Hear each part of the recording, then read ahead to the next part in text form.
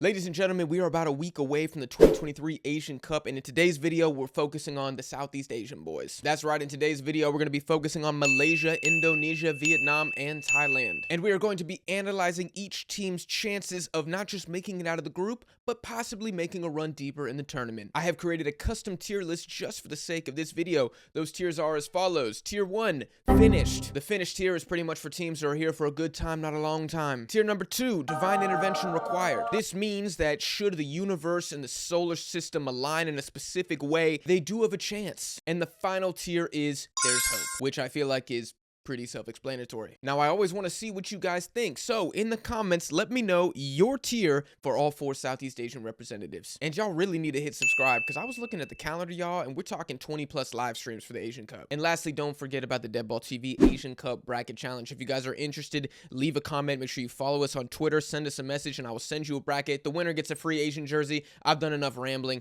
Let's get into it. The first Southeast Asian team that we're going to be talking about is Thailand. Now, some people might see that Thailand actually finished 3rd at the 1972 Asian Cup and think, yo, these guys are legit. I don't want to be too much of a Debbie Downer here, but that tournament was a 6-team tournament. Thailand won 0 games and ended up beating the Khmer Republic on penalties. I could keep going on about how the earlier editions of the Asian Cup were kind of useless because they were round robin and super small, but I have a very good standing currently with the Persian community, and if I drag the 1972 tournament any more than I've already done, I'm going to lose that. Now, the good news for Thailand is this will be their 8th Asian Cup. The bad news is, of the 24 games they played in the history of the Asian Cup, they've won 2, which I had to double check that a few times, because 2 wins out of 24 games, I mean, that has got to be the worst conversion rate of any participating team. Now, I will say with the Thais, I do feel like they should be feeling decently confident about their group. I'm not saying it's going to be easy or they're going to take 9 points, but I think they'll be encouraged by the fact that Saudi Arabia was the pot 1, arguably the weakest outside of Qatar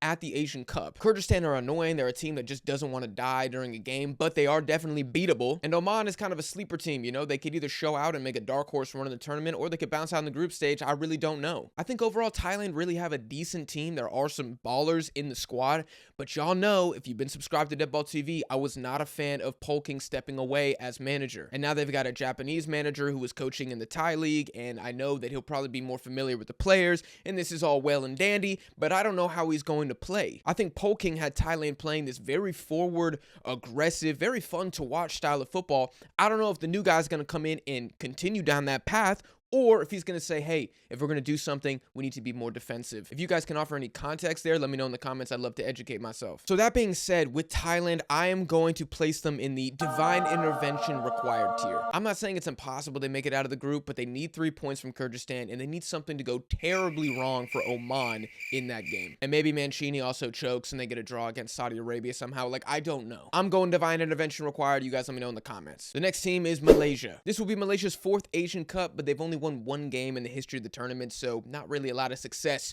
to ride on the back of there. However, with Malaysia, I do think that they will be encouraged by the fact that outside of South Korea, the rest of their group is fairly wide open and fairly even. Yes, Jordan and Bahrain have performed better than Malaysia historically at the Asian Cup, but neither team is invincible. And if you guys have been following Malaysia recently, y'all know that this is one of the most entertaining teams in Asia to watch. I think somebody at the Malaysian FA is a big fan of Blue Lock because they are trying to do their best Southeast impersonation of how the Japanese are playing lately. I mean, for God's sake, in the last 12 months, they've scored 4 or more goals 7 times. Their average age is also 28, so these guys are definitely one of the older, more experienced teams at the Asian Cup. Faisal Halim is one of their best attacking players. This guy's a very, very saucy footballer. He will be very exciting to watch at this tournament. And you know they got my boy Dion Cools as well, the captain, CB, in the back, holding it down. Now, the concern for Malaysia is they did get beat down 3-0 twice at the 2023 AFF Championship, once by Vietnam and once by Thailand. I really encourage you guys to try to watch as many Malaysia games as you can. I do feel like these are going to be bangers, even if they lose, which they probably will,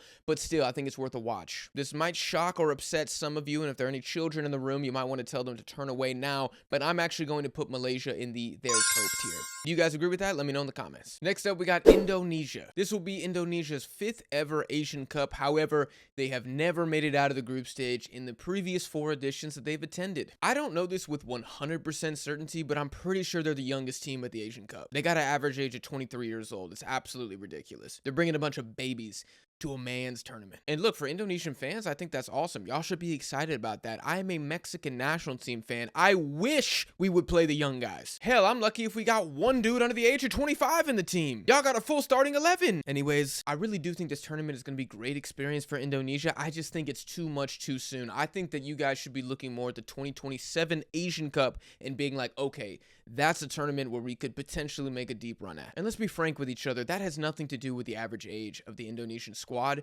and everything to do with the fact that their group is damn near impossible. It would be totally different if Indonesia weren't a weak group like Group A. If they had Qatar and China, I probably would like their odds of making it out. But they got Japan and Iraq. Japan gotta be one of the heaviest favorites for a continental tournament this century. And Iraq, bro, they just beat y'all 5-1. And I gotta be real too, that 1-1 draw against the Philippines really shook my morale with this team. I think the future is very bright for Indonesia, but after I watched that game, I was like, nah, man, these boys ain't ready. And you know what? That's okay. I've said it before in other videos. I'm a really big fan of Shin Tae-yong and what he's done with this national team. But y'all about to get turned into fish food. The only thing I can do without lying to both myself and all of you beautiful people watching is to put Indonesia in the finish tier because they really are cooked. I think the team is trending upwards. They've done a very good job of winning the games that they're supposed to win and losing the games that they're supposed to lose, but all three of these games they're supposed to lose. I already know that the Indonesian simps are going to be saying, Vietnam, we're going to beat the Vietnamese. Easy 3 points. Y'all haven't beat them since 2016. What do you mean easy 3? You're not Steph Curry. You're like Shaquille O'Neal shooting out there. Like, y'all, it would take more than divine intervention for Indonesia to advance from the group. That's why I can't put them in that tier.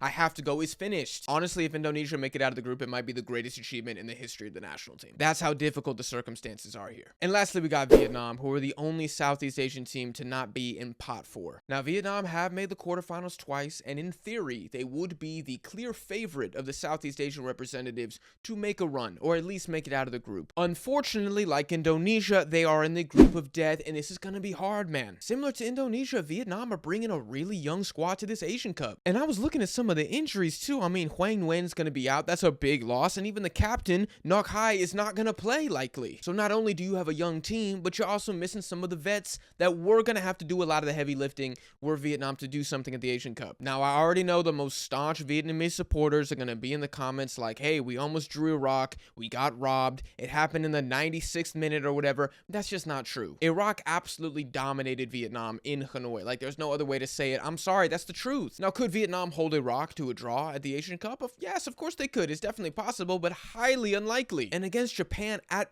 best, you are looking at 1 point. I've said it before in other videos, right? The Vietnamese get up for that Japan fixture. They do not get blown out by Japan. If they lose, it's usually by 1 goal, max 2. So I think they'll keep it respectable. I just don't know if they can look at the other 2 games and get results. Y'all have never beaten Iraq, and you've never beaten Japan in the history of the sport. All of that being said, I am going to put Vietnam in the divine intervention required tier, because I do think the Indonesia game is a game that Vietnam should be expecting to get 3 points. The Viet-Indonesian rivalry has definitely swung in favor of the Vietnamese recently, and if they can't win that game, then they are just doomed. I'm not the biggest Philippe Troussier fan. I think he's a big downgrade from Park Hang-seo, who I think was really cooking with Vietnam, but the man, to play devil's advocate, has won an Asian Cup, albeit it was a while ago. I just don't know if that guy is a good enough tactician to guide Vietnam out of the hardest group objectively at the Asian Cup. I don't know, man. Maybe the Vietnamese feel galvanized by the fact that it's such an underdog story, but then again, they're not even the biggest underdog in their own group. Like, that would be Indonesia. Looking back at the tiers now, it looks like I'm backing the Malaysian national team the most, which makes me a little uncomfortable given how many goals they concede, but hey, that's how it is. Leave a like on the video if you guys enjoyed. Hit subscribe so you don't miss all the live streams dropping on the channel and future collabs with other Asian content creators. Check out the social media links down below in the description. Comment if you want to join the Asian Cup Bracket Challenge, and I'll see y'all in the next one.